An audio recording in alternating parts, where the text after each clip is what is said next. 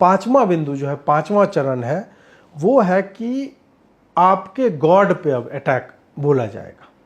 आपकी अनभिज्ञता के बारे में उसको पता चल गया कि आप अपने दिवाली पे ही थूकते हो, तो वो अब धीरे धीरे बोलेगी कि यार तुम लोग का गॉड कैसा है, अपनी पत्नी की रक्षा नहीं कर पाता है, उसको वानर सेना लेके लड़ना पड़ता है।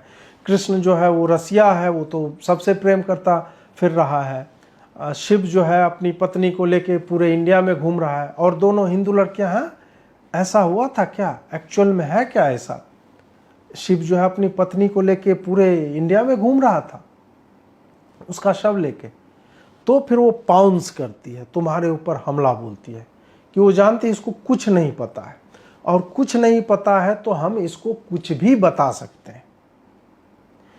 यहां पर एक तरह से संदेश भी देना चाह रहा है डायरेक्टर कि भाई अपने बच्चों को कम से कम कुछ नहीं तो रामायण और महाभारत, राम और कृष्ण के बारे में, उनके लाइफ का पर्पस क्या था यहां आने का, वो तो बता। कृष्ण अवतार लेते हैं तो उनको पता होता है कि वो अवतार पुरुष हैं, और वो उसको फ्लाउंट भी करते हैं कि मैं नारायण हूं। 2 बार उन्होंने महाभारत के दौरान जो है अपना विराट रूप दिखाया। एक बार शांति प्रस्ताव लेके गए थे तब, और एक बार युद्ध भूमि में जब अर्जुन को मोह हो गया था, वो त्याग नहीं पा रहा था तब। और उसके पहले यशोदा मैया को मुंह खोल के पूरा ब्रह्मांड दिखा देना, ये सब करना। कृष्ण भगवान को अपने देवत्व का अनुभव था और वो उसको प्रदर्शित भी करते थे। राम भगवान जिसके बारे में कह रहा है कि उसकी पत्नी को कोई हरण करके ले गया और वो कुछ नहीं कर पाया, राम के होने का पर्पस क्या है हमारे जीवन में? अवतारों का पर्पस केवल धर्म को बचाना नहीं होता है। अवतारों का पर्पस होता है इंस्पायर करना, लोगों के जीवन में एक इस तरह का प्रतीक स्थापित करना कि इस तरह के भी कर्म किए जाते हैं। जब अधर्म बढ़ जाता है तुम्हें इस तरह से आचरण करना चाहिए।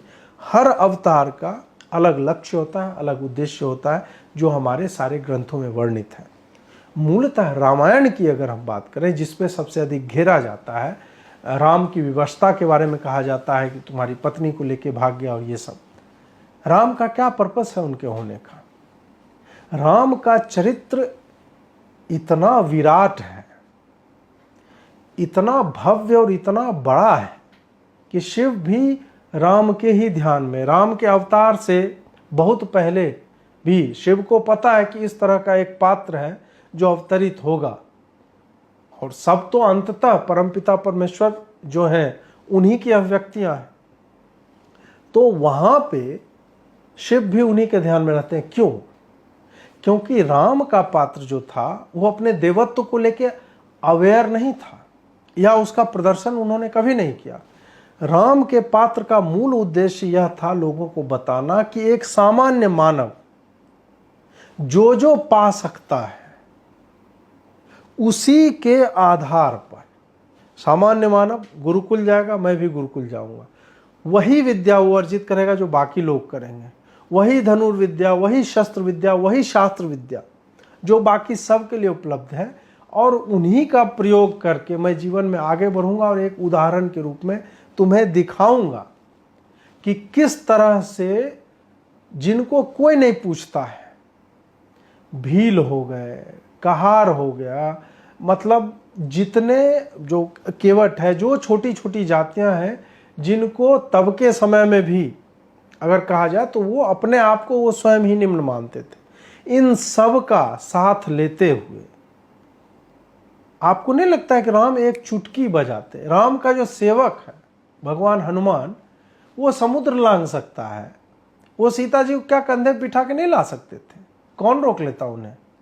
पूरी लंका जला दी, उन्हें कोई सीता लाने से रोक लेता? नहीं, वो पर्पस नहीं था। फिर हम क्यों इंस्पायर होंगे राम से? रामायण आता कि राम की पत्नी का हरण हो गया, राम आए, उन्होंने एक तीर जो है वो लिया और लंका की तरफ छोड़ा, उस तीर से पूरा लंका बर्बाद हो जाएगा, अशोक वाटिका में किसी को भेजेंगे, उसको लेके चले आएंगे। ये कर सकते थे, लेकिन राम के होने का, उनके जीवन का वो उद्देश्य था ही नहीं। राम को दिखाना है कि मैं वानरों रीछों की सेना लेकर गिलहरी तक का योगदान लेते हुए मैं जाऊंगा, और जो एक सामान्य मानव कर सकता है, जो उसके अधिकार क्षेत्र में है, उसकी व्यापकता में है, एक मानव के होने में है, उसी को आधार बनाकर उसी को अपने जीवन में आत्मसात करने के साथ मैं जाऊंगा और अपनी पत्नी को वापस लेकर आऊंगा और फिर राम राज्य स्थापित करूंगा। भाई भाई में किस तरह का प्रेम होना चाहिए, जानवरों से आपका इंटरेक्शन कैसे होना चाहिए, राक्षस है, राक्षस की माँ है, असुर की माँ है, असुर की पत्नी है, उसके साथ आपका व्यवहार क्यों होना चाहिए, क्योंकि वह पाप की भागिनी नहीं है। सब कुछ दिखाते हुए, इसीलिए राम को मर्यादा पुरुषोत्तम कहा जाता है। उसके होने का ये पर्पस है। उसके होने का पर्पस ये नहीं है कि एक बार गदा भांजेंगे और पूरी दुनिया नष्ट हो गई, नहीं। वो करने के लिए बहुत तरह के देवता है और उन्होंने किया है, अलग अलग पर्पस है सब देवता के होने का, और वो हमें और आपको दिखता है। तो ये जो कहा जाता है और आप निरुत्तर हो जाते हैं, तो इसमें आपकी समस्या है।